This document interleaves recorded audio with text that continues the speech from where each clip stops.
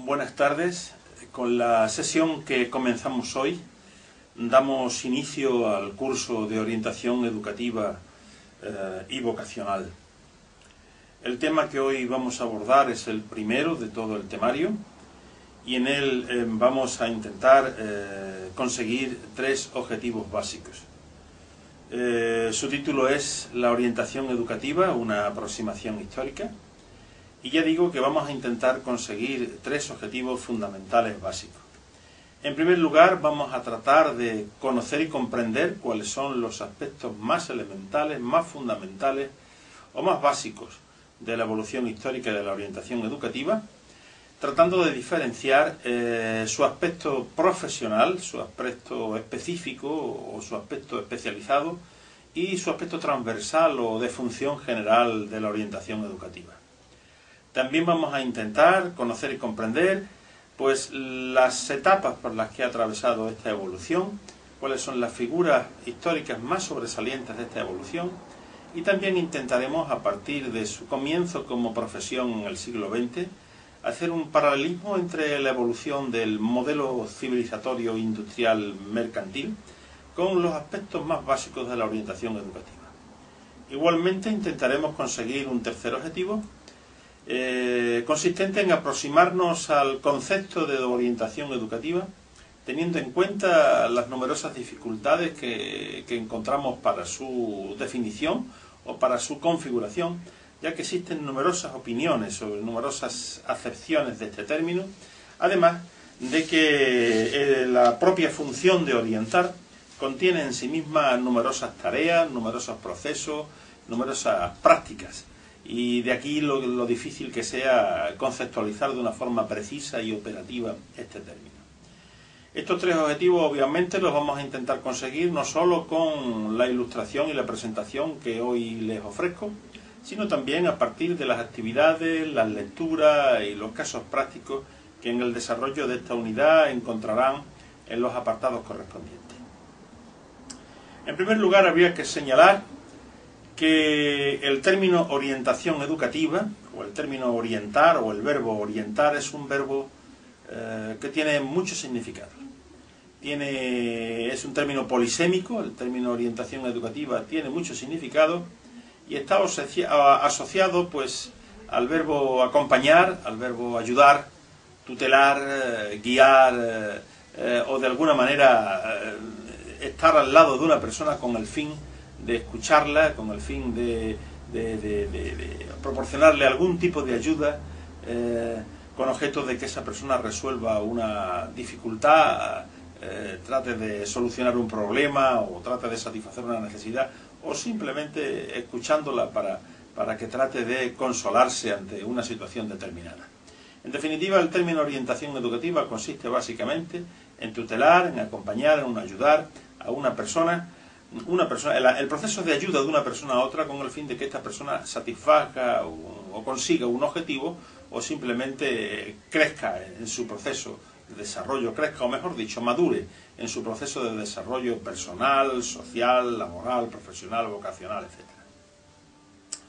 Teniendo en cuenta este concepto tan amplio, a veces tan ambiguo, tan poco operativo, tan general, es obvio que la orientación educativa, por el hecho de ser un proceso, un conjunto de actividades muy variadas, es una actividad tan antigua como el ser humano. La orientación educativa no se reduce no podemos localizarla en un momento histórico determinado, porque la orientación educativa, entendida como función transversal de la educación, es decir, como capacidad o como posibilidad o como proceso de ayuda de una persona a otra a madurar, pues es obvio que es tan antigua como la propia humanidad.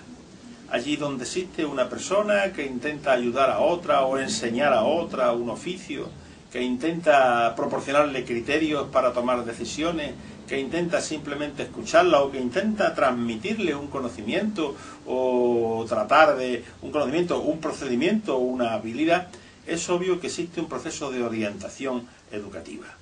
Porque la orientación educativa aquí se asimila al mismo proceso educativo. Por eso somos muchos los que creemos que el hecho de educar lleva implícito también el hecho de orientar. y que la orientación educativa realmente forma parte de la función docente, porque no podemos sustraernos de la capacidad que tiene cualquier docente de ayudar a un alumno a que este alumno tome sus propias decisiones para aprender determinadas cosas o para conseguir determinados objetivos. Por lo tanto, así entendida, la orientación educativa es tan antigua como la propia humanidad. Sin embargo, la orientación educativa, entendida de esta forma tan amplia, es obvio que tiene unos orígenes más precisos y está asociada pues al desarrollo de la historia de la filosofía y al desarrollo de la historia de la educación.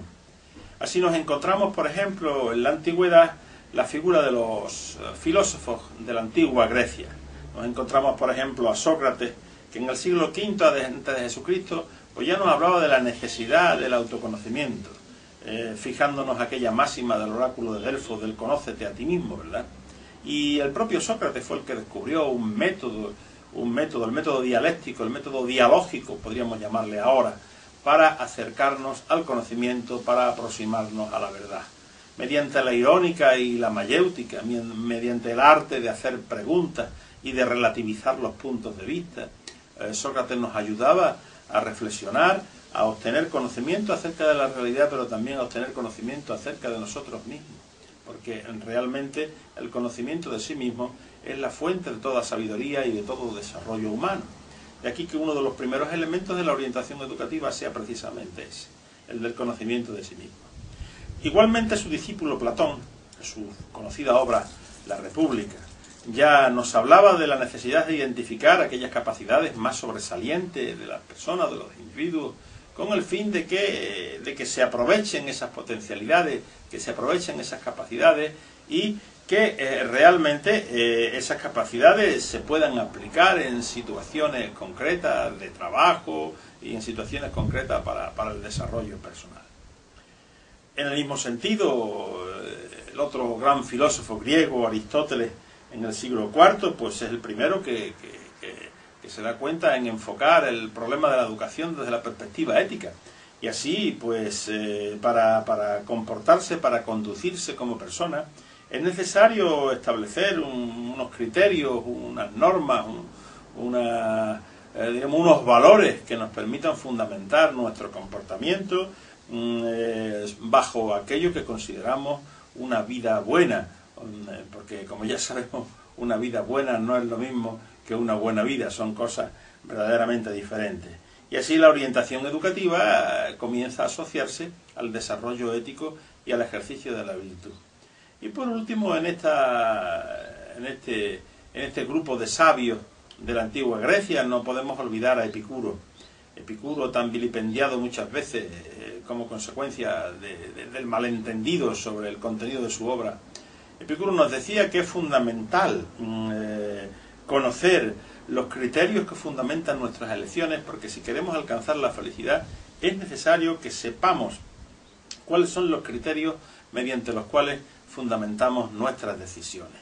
Y que realmente cuando sabemos calcular, cuando sabemos analizar, o más que calcular, cuando sabemos analizar, aunque Epicuro hablaba del sabio cálculo, de los criterios que fundamentan nuestras elecciones, cuando sabemos valorar, analizar cuáles son esos criterios que fundamentan nuestras decisiones, pues es obvio que tenemos posibilidades de alcanzar eso que tan difícil es para todos, que es la felicidad. Porque al fin y al cabo, todo ser humano lo que persigue es un cierto grado o un máximo grado de bienestar y de felicidad personal que le permita pues encontrar en la vida un mínimo de satisfacciones de sus necesidades básicas. Si pasamos de la antigüedad, nos encontramos ya en primer lugar otra figura muy importante en la Edad Media, que es la figura de Santo Tomás de Aquino. Santo Tomás de Aquino se dio cuenta de que la educación no podía consistir en acumular conocimiento ni en llenar la cabeza de datos. Santo Tomás de Aquino fue el primero que se dio cuenta de que era necesario crear las condiciones y las circunstancias necesarias, obligadas, con el fin de actualizar las potencialidades y las capacidades de cada individuo, porque la educación consiste precisamente en eso, en un proceso de sacar de dentro hacia afuera. Y en esta medida la orientación educativa debe consistir en el conocimiento de esas capacidades, de esas aptitudes de los individuos, con el fin de actualizarlas, de proporcionarles aquellos recursos, aquellas circunstancias, aquellos ambientes, aquellos medios, con el fin de que puedan desarrollarse plenamente como seres humanos. También en la Edad Media hay una figura muy importante, la figura de Ramón Llull, que es el primero también que se da cuenta de que era necesario tomar muy en cuenta las disposiciones naturales de cada individuo, con el fin de que trabajen y se apliquen en aquello para los que están naturalmente predispuestos, ¿no? En la Edad Media también continúa esa preocupación iniciada por Platón, en el sentido de tratar de descubrir las capacidades con el fin de ajustar estas a las condiciones más favorables en las que estudian, trabajan o se desenvuelven los individuos. Más adelante, ya pues en el Renacimiento, cuando se expansiona el humanismo, pues nos encontramos una figura esencial también para el desarrollo de la orientación educativa, entendida en este sentido amplio, entendida en este sentido de función de ayuda, no como profesión especializada con actividades específicamente diseñadas para ello. Entendida en sentido amplio, una figura muy significativa para la orientación educativa, sin duda la figura de Juan Luis Vives, a quien se le considera también el precursor de la psicopedagogía. Juan Luis Vives estuvo especialmente preocupado por el conocimiento de sus alumnos, porque entendía que el conocimiento particular e individual de cada uno de sus alumnos, mediante la observación empírica, le conduciría a obtener aquellas metodologías, aquellas estrategias más adecuadas para atenderlos lo mejor posible, ¿no?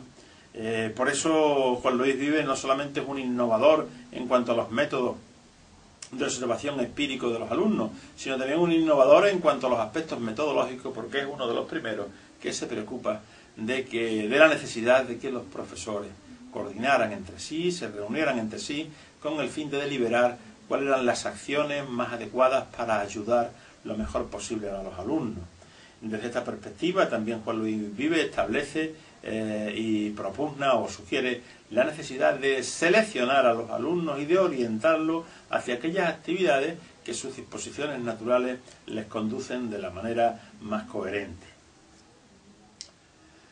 Otra figura que no podemos dejar de destacar en este breve recorrido de la orientación educativa desde la perspectiva transversal o entendida como ayuda general es la figura de San Ignacio de Loyola. San Ignacio de Loyola, en pleno siglo XVI, y la Compañía de Jesús que él funda, establece todo un nuevo modelo de entender la educación y de entender también la ayuda a los alumnos. Me gustaría señalar que San Ignacio de Loyola, tal vez algunos no lo hayan valorado lo suficiente, pero inaugura con su conocidísima y extendidísima obra de los ejercicios espirituales, inaugura, yo me atrevería a decir, una nueva epistemología psicopedagógica, consistente básicamente en comprender que cuando tenemos capacidades de autoobservación, capacidades de autoevaluación, capacidades de autoanálisis y de introspección, somos capaces de determinar cuáles son las orientaciones, cuáles son los criterios más adecuados que nos conducen a una vida buena o a una vida feliz. O sea, ahí tenemos una aportación esencial para la orientación educativa, la necesidad de autoobservarse, de autoanalizarse, de practicar la introspección, de lo cual es de todas estas estrategias de autoobservación y de conocimiento de sí mismo, es sin duda un buen precursor, una buena precursora a la obra de los ejercicios espirituales de San Ignacio, aunque está dedicada a los ámbitos específicamente religiosos. Otro aspecto importante de lo que se conoce como paradigma pedagógico ignaciano, es decir, como modelo metodológico y antropológico de lo que se considera que es la educación, es el principio de adaptación. Los jesuitas fueron los primeros en darse cuenta de que era necesario partir de donde el alumno se encuentra. No podemos presumir un estadio determinado o un estado determinado del alumno. Hay que conocer al alumno y comenzar a enseñarle, comenzar a educarle a partir del momento y a partir del estadio de desarrollo en que se encuentra cada uno. Y esos fueron los primeros que pusieron en marcha este tipo de metodología. Fueron precisamente los jesuitas en la Compañía de Jesús, como se señala en su conocida obra de la Ratio Studiorum. También ellos pusieron en marcha el principio de individualización, que es aplicar el principio de adaptación a las características singulares, particulares y específicas de cada individuo.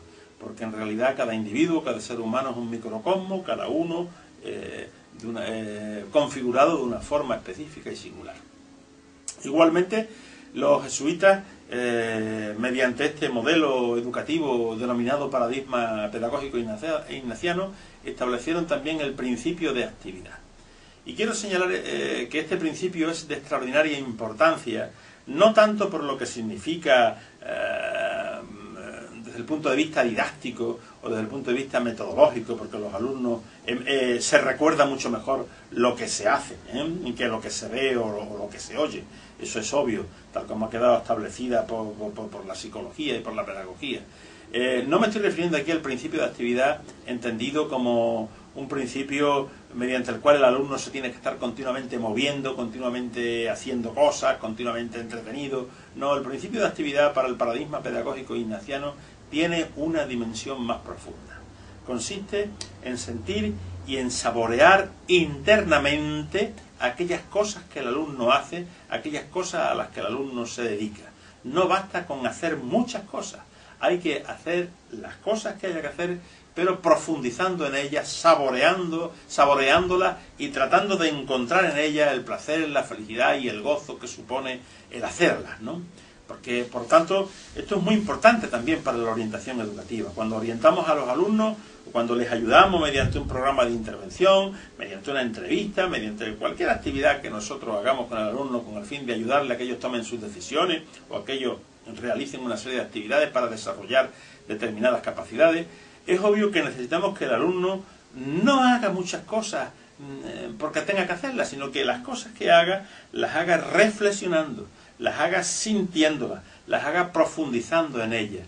Y que en esto consiste básicamente el principio de actividad que nos enseñaron los jesuitas. Otra figura también muy importante, que no se puede perder nunca de vista en el desarrollo histórico de la orientación educativa, es la figura de Huarte de San Juan. Huarte de San Juan viene a decirnos que tenemos que conocer a los alumnos, es un rasgo transversal de todo este desarrollo, el conocimiento de los alumnos. Tenemos que conocer a los alumnos y darnos cuenta de que los alumnos son diferentes y que no todos son iguales. Así, por ejemplo, en su conocida obra El examen de los ingenios para la ciencia, Huarte de San Juan nos habla de tres tipos de alumnos: los pasivos o receptivos, los activos y los genios, que son los que recogen el máximo de cualidades, ¿no? Así que Huarte de San Juan es el primero en perfilar o concretar o configurar de una forma más precisa el conocido por los orientadores y por la educación o denominado principio de ajuste. El principio de ajuste no es otra cosa que conocer las capacidades, actitudes, intereses, motivaciones del alumno con el fin de ajustarlas, encajarlas o adaptarlas a las necesidades, a las exigencias, a las características de la realidad social o de la realidad laboral o de la realidad académica. En eso consiste el principio de ajuste, en un mecanismo de encaje entre las características del individuo y las exigencias y las características de la sociedad. Fue el primero en darse cuenta de esto de una forma más precisa al analizar de que existían diferentes tipos psicológicos, diferentes. En definitiva es el padre de la psicología diferencial, el que abre todo lo que es la psicología tipológica, ¿no? del estudio de la personalidad. Y también Huarte de San Juan es el que configura de forma concreta la atención, lo que hoy entendemos por atención a la diversidad. La educación no consiste y la orientación no consiste en darle a todos lo mismo, a darle a todos por igual, sino en darle a cada persona, en ofrecerle a cada persona aquello que más necesita para que pueda realmente actualizar lo mejor posible todas sus capacidades y potencialidades. Otra figura sin duda importante en esta evolución es la figura de Juan Amós Comenio, al cual conocemos como al padre de la pedagogía general y de la pedagogía específica y al padre de la didáctica y de la organización escolar. Juan Amós Comenio en el siglo XVII fue el que insistió en la necesidad de individualizar la educación, o más que individualizarla, en personalizarla. O sea, el educar no significa solamente extraer las capacidades singulares de cada individuo con el fin de que las actualice mediante un proceso de actividades, sino sobre todo educar significa respetar a la persona, a la integridad del alumno, porque la persona es una integridad, es un todo, que necesita ser respetada por encima de cualquier cosa. Y la persona se hace persona no en un momento determinado de su vida, sino a lo largo de toda su vida. Por eso Juan Amós Comenius fue el primero en darse cuenta de que la educación, para ser realmente tal, tiene que ser una educación permanente, tiene que ser una educación como desarrollo continuo a lo largo de toda la vida. Y que en este desarrollo continuo a lo largo de toda la vida, pues es un desarrollo que necesita ser dividido o analizado o graduado en etapas, en ciclos, en niveles, en grados. Por eso Juan Amós Comenius es el primero en darse cuenta en la necesidad de sistematizar la educación, entendiendo aquí sistematizar como el proceso de graduación o el proceso de división en etapas y en ciclos. Y es también el descubridor, pues, de la didáctica general y de los principios generales mediante los cuales se facilita el aprendizaje a los alumnos. Ese fue Juan Amós Comenius, fue precisamente el descubridor de la didáctica general y también de la didáctica especial. En su conocidísima obra universal, obra Orbis Pictus, da todo un repertorio de elementos visuales, de elementos verbales, de elementos teóricos de todo tipo, mediante dibujo, de cómo se puede facilitar el aprendizaje de los alumnos. ¿Qué tiene que ver esto con la orientación educativa? Muy sencillo, porque la orientación educativa, para que sea realmente educativa, es un proceso que debe durar, o como que dura, en realidad no es que deba durar, sino que se realiza a lo largo de toda la vida. Proceso que exige también sistematización, que exige también análisis, que exige también graduación en etapas, como ya veremos más adelante a lo largo de este curso. Otra figura que no podemos olvidar, una figura del siglo XIX, que para mí tiene un importante significado, es la figura de Don Bosco.